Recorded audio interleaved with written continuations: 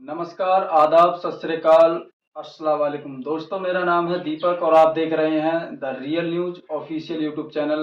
और आज हम जिस वीडियो पर रिएक्शन देने वाले हैं वो कोई आम वीडियो नहीं है, वो सोशल मीडिया पर काफ़ी चर्चा में है, क्योंकि मोदी जी के जो मंगलसूत्र वाला बयान है उसको लेकर हमारे पाजी जी का जो जवाब है वो सोशल मीडिया पर काफ़ी वायरल है, जो अभी के समय में ट्रेंड कर रहा है। तो आइए साथ में मिलकर देखते हैं और दोस्तों वीडियो को पूरा जरूर देखें।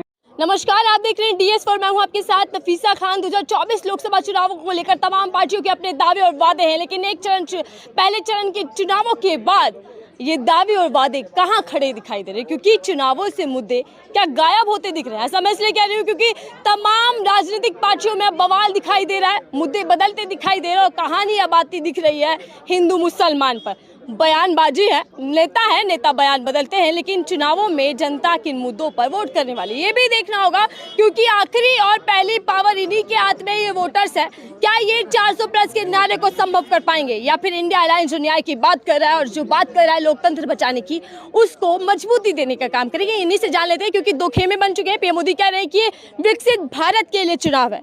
इंडिया अलायंस का कहना है, खासकर राहुल गांधी का कहना है कि ये चुनाव देश को बचाने के लिए और लोकतंत्र बचाने के लिए। चर्चा कर लेते हैं। तमाम लोग, मुझे लग रहा है कि कुछ पंजाब और कुछ हरियाणा से आए होंगे। हरियाणा को लेकर तो ये भी कहा जा रहा है कि भैया वहाँ पर वापसी कर रही है बीजेपी। तो मैं शुरुआत आप ही से करती हूँ। क्या नाम है? मेरा नाम हरभजन सिंह है जी, अम्बाड़े से बिलोंग करता हूँ, हरियाणा से।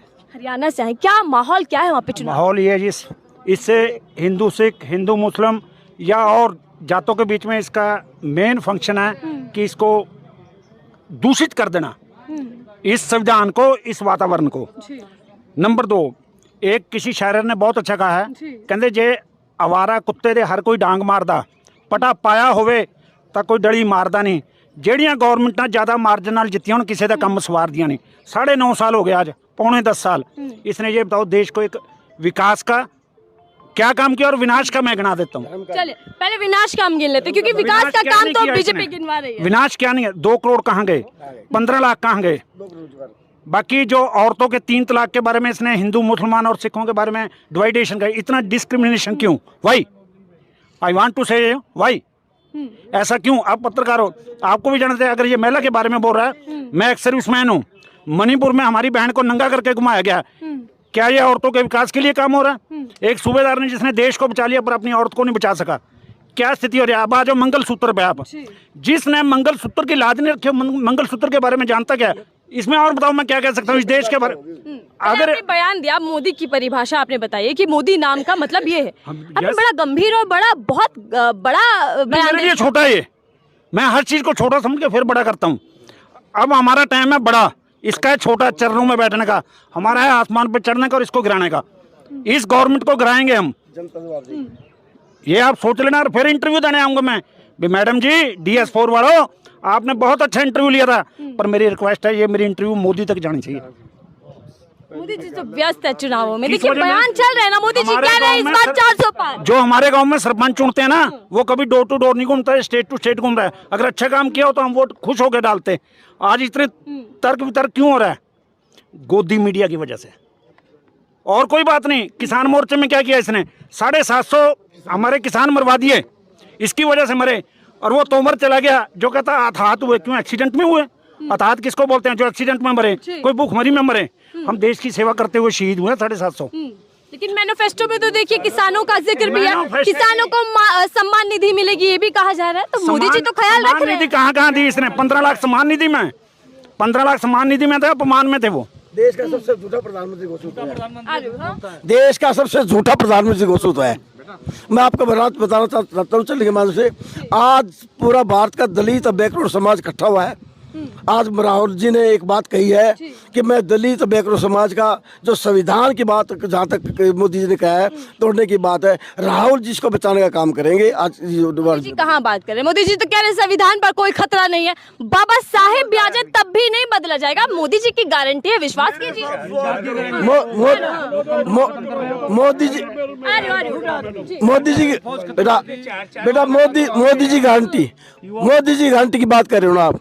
सबसे पहले गारंटी क्या दी थी कि सबसे बड़ी गारंटी बेटा क्या थी? जिस देश की करेंसी सबसे कमजोर हो उस देश का प्रधानमंत्री सबसे कमजोर होता है। आज उस टाइम कांग्रेस थी, नोट की जाए 46 रुपए का रेट था हमारा, आज 83 रुपए का जा चुका है। किस देश की करेंसी सबसे कमजोर हुई? सबसे बड़ा सवाल है, किस देश की करेंसी? ये सबसे झूठा, सबसे हिंदुस्तान धोखेबाज प्रधानमंत्री मोदी जी घोषित हुए। एक बात। दूसरी बात, 15 लाख की बात आई थी। 15 लाख रुपए क्या कहा था 14 में? बहन और भाइयों, हर गरीब के खाते में, जो झोपड़ी में रहते हैं उनके हर खाते में 15 लाख रुपए आएंगे। क्या आए? एक दूसरी बात। तीसरी बात, युवा को ये बात कही थी कि भाई युवा बच्चों, कांग्रेस ने तुम्हारा विनाश कर दिया, तुम्हें घर बिठा दिया, बेरोजगार हो। 2 करोड़ रोजगार हर साल देंगे। क्या 2 करोड़ रोजगार आए? आज अग्निवीर का जिक्र कर लो, 4 साल के फौज बढ़ा दी। सबसे, अगर मैं ये कहना चाहता हूँ, हिंदुस्तान का सबसे कमजोर को प्रधानमंत्री है तो मोदी है। कहा तो जाता मजबूत है, 56 इंच सीना है, दुश्मनों को आंखें दिखा देते हैं। 15 लाख करोड़ बेटा उन्होंने बिजनेसमैन का माफ कर दिया। क्या गरीब या दलित का करे? अलग अलग तरीके से अलग देश छोड़कर भाज गए अडानी। आज हिंदुस्तान का जिक्र कब कहते हो? अडानी जब था कौन सा नंबर बात, कौन सा नंबर? और ये अमित शाह का लड़का कहाँ कितनी 400 कितने गुना उसकी प्रॉपर्टी बढ़ गई। बेटा अगर ये प्रधानमंत्री है तो ये सिर्फ व्यापारियों का है, ये प्रधानमंत्री जो है सिर्फ गुजरातियों का प्रधानमंत्री घोषित हो गया। ये बिल्कुल सिद्ध करके उन्होंने दिखा दिया। मैं आपको बताना चाहता हूँ, मैं भी दलित समाज से हूँ, मैं जिला पार्षद हूँ प्रेजेंट का, हरियाणा से सोनपुर जिला का जिला पार्षद वार्ड नंबर 1 से हूँ, और पीसीसी कांग्रेस कमेटी का महासचिव भी हूँ। और बेटा पार्षद भी दोबारा बने हैं और समर्थक हुए आप, तो आप तो कमियां ही गिनवाएंगे, खूबियां भी तो होगी मोदी सरकार में। खूबियां हैं, बहुत बड़ी खूबियां बेटा, बहुत बड़ी खूबियां। वो भी बताइएगा दर्शकों को, क्योंकि मोदी सरकार कह रही है 10 साल में। मोदी की सबसे बड़ी खूबियां है सबसे बड़ी 10 साल में मिसाल बेटा, सबसे कमजोर प्रधानमंत्री को है तो सबसे उसकी तो मोदी है। आपके पास मैडम, सबसे पहले तो DS4 का धन्यवाद है कि जो लोगों की बात सुन के उनके तक पहुंचा रहे हैं। सबसे इसमें आप कह रहे हैं कि इसमें खामी कौन सी है, इसमें वो कौन सी है, खासियत क्या है?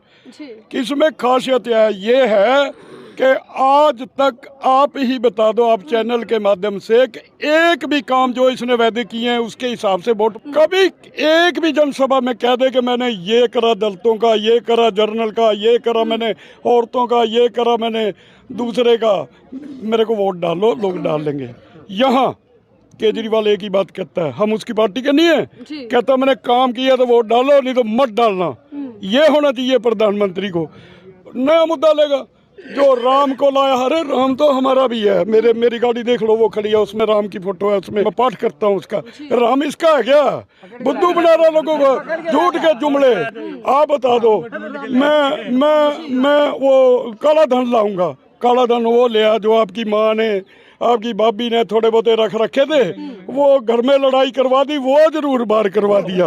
और इन्होंने नोटबंदी का इतना ढकोसला रच के, जितने भी इन्होंने सारी ऑल ओवर इंडिया में अपने दफ्तर बनाए, वो सारे काले धन से हैं। सबसे बड़ा घोटाला जब निकलेगा तो ये काले धन का होगा। एक भी काम करा दे, एक भी काम, एक भी काम, कोई काम नहीं है, कोई काम नहीं होगा। घोषणा पत्र देखकर क्या लग रहा है कि क्या वादे हैं उसमें? घोषणा पत्र बीजेपी ने लॉन्च किया था, उसमें क्या लगा कि कुछ है? सर पहले घोषणा जुमलेबाजी तेरे अब भी ऐसे ही है, लोग मान गए हैं उस बात को, बेट घोषणा है। अब बिल्कुल जमाना जब्त कराने को हर जगह पे लोग तुले हुए हैं, और वो 400 पार कर रहा है, वो 40 पार भी नहीं होंगे अब की बार। वो बीजेपी जनता के गुस्से का सामना करना पड़ेगा। 2014 से जो हालात पहले इनकी थी उससे भी डाउन जाएगी, उससे डाउन जाएगी।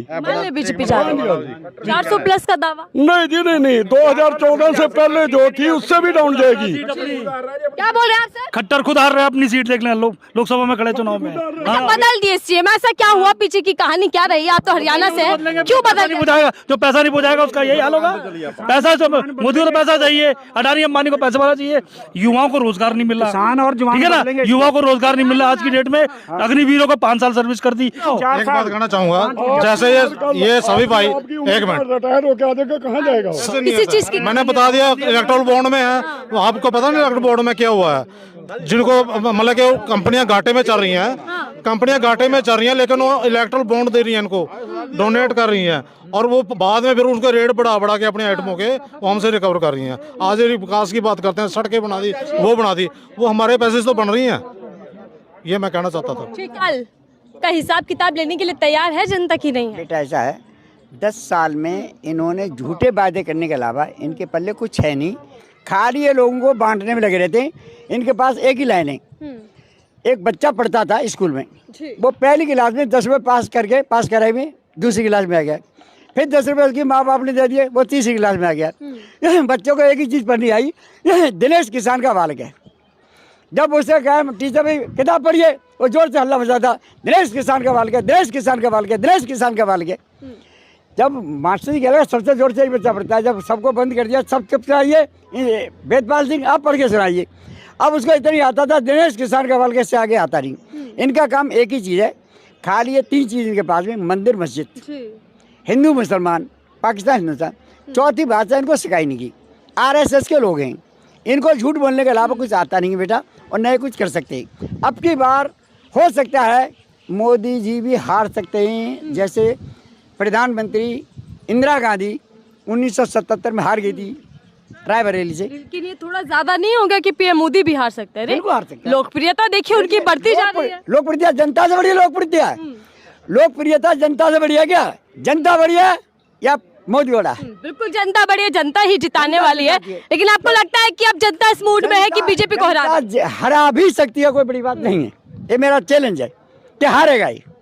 तो इस बार बीजेपी जा रही है सत्ता में आने का सवाल ही पैदा नहीं। और बोलो 400 पार की 400 बेटा, ये 400 पार का मैं सफेद बाग नहीं दिखाऊंगा, 400 पार का मैं सफेद बाग नहीं दिखाऊंगा तो मैं कैसे बात बनेगी? मुझे झूठ बोलना है, मुझे गुमराह करना है। मेरा काम है लटकाना, भटकाना, अटकाना। और मैं कहूँगा मैं लटकाता नहीं हूँ, भटकाता नहीं हूँ, अटकाता नहीं हूँ। पूरी जिंदगी इन्होंने करा क्या है? 1925 में RSS बनी, किसने बनाई, क्यों बनाई और क्या किया आपने? ठीक है, आपका देश की आज़ादी में क्या योगदान है वो बताइए आप। चले मतलब सवाल जवाब ये सारे आप करने वाले। बहरहाल मैं जनता से जान रही थी कि 10 साल बाद चुनाव, जब 10 साल बाद बीजेपी रिपोर्ट कार्ड लेकर जनता के बीच हाजिर है, तो जनता क्या सवाल करेगी, क्या हिसाब किताब लेगी कि पिछले 5 साल के वादे कितने पूरे हुए हैं और अगले 5 साल को लेकर बीजेपी के पास क्या रोड मैप है।